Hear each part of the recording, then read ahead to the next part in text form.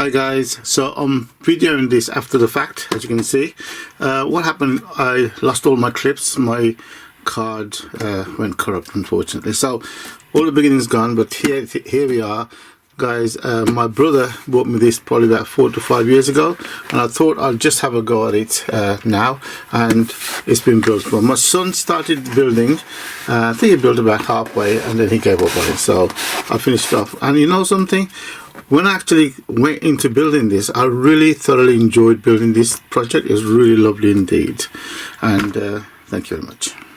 So I built this, but I did not video the building of it because my son did quite a bit of it, and it's really hard to video everything. But there are a lot of people who have got channels out there that show you the videoing. Anyway, before I show you the rest of this, I want to just talk about one important thing, and that is, so there's a lever there, just there. You see that lever there? There. What it does, it puts a brake on the wheel. It is. Now, when you put the lever the opposite way down, it'll take the brake off the wheel. The lever is attached to this wheel here, this wheel there. And the problem is that lever that they show you is a short one. You put in, I think it's 60 mil or 65 mil. So what I had a spare one left. I don't know why, 75 mil. So I replaced it with a 75 mil. Otherwise, this lever kept falling off.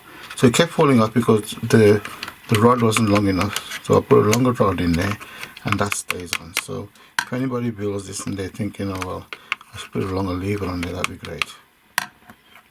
It's a bit difficult to put on after everything else is finished.